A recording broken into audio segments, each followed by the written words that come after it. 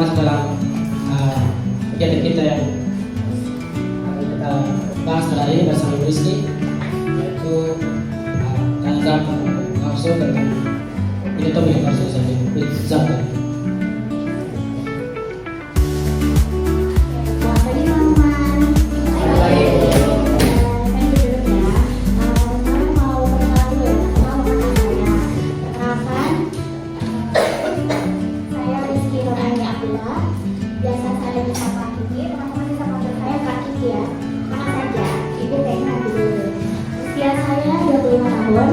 Jadi masih pantas ya dipanggil kakak, masih tidak?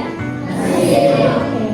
Saya juga mau mengucapkan terima kasih kepada Ibu Yusri telah mengajak saya dan memberikan kesempatan bagi saya untuk menjadi pembicara di talk show psikologi kali ini. Di talk show hari ini itu ada yang berbeda karena biasanya saya duduk sebagai audiens. Ini kali pertama saya duduk di sini sebagai pembicara di lingkungan formal seperti ini. Jadi kalau kedepannya ada kesalahan atau ada kekurangan, ada yang miss yang terlewatkan, saya mohon maaf karena saya juga masih berproses dan saya masih sama-sama belajar untuk menjadi yang terbaik. Oke teman-teman, tadi juga sudah dijelaskan oleh Kak Leo, saya merupakan salah satu konselor di ruangan Mandala. Sebagai menjadi konselor, saya juga menjabat sebagai sekretaris di ruangan Mandala. Saya juga merupakan fresh graduate dari Universitas 17 Agustus 1945. Ya, tanpa perpanjang Kak, kita langsung saja mulai ke diskusinya. Kita masuk ke topik pertama, itu self control, teman-teman. Baik, di sini ada beberapa pertanyaan yang ingin saya berikan kepada Ibu Rizky, yaitu yang pertama itu tentang self control. Bu, sini saya bertanya cerita tentang apa itu self control secara psikologi.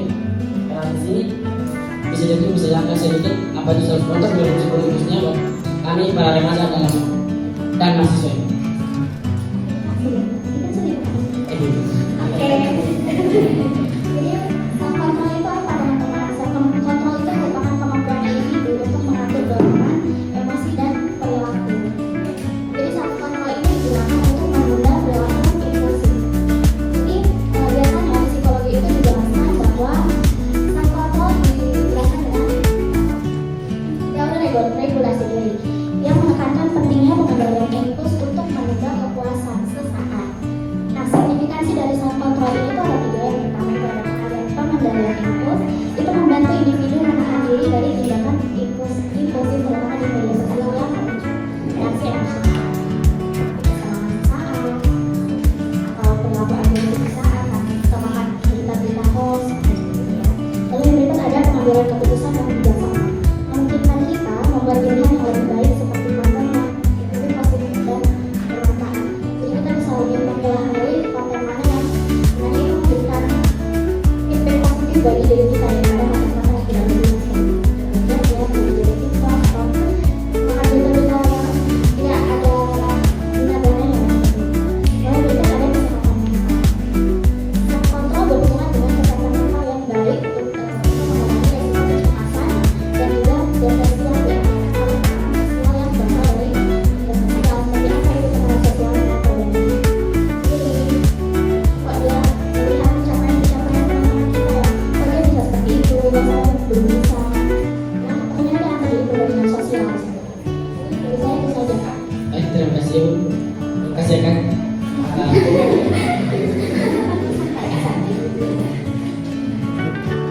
Nanti di sini dalam kontrol itu ya sangat penting bagi kita teman-teman, karena ada begitu banyak cara untuk kita mengontrol diri di rumah.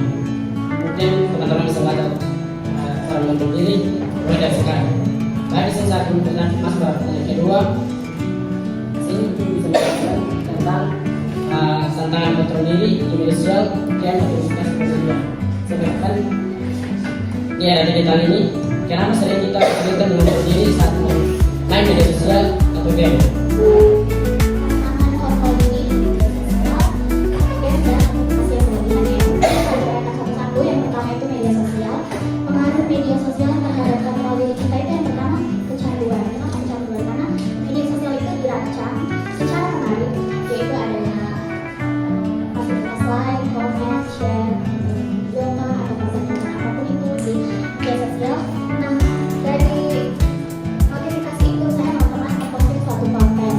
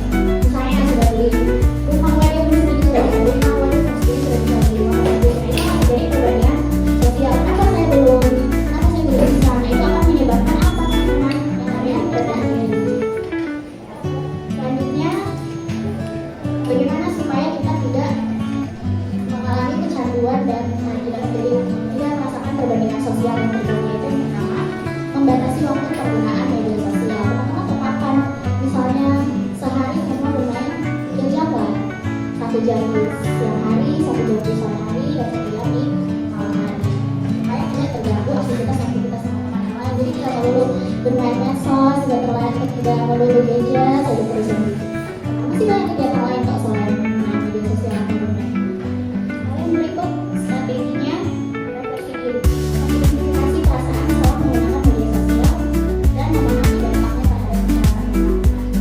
Sebenarnya apa yang teman-teman dapatkan ketika teman-teman kebanyakan bermain media sosial? Ada juga hal-hal positif yang teman-teman dapatkan.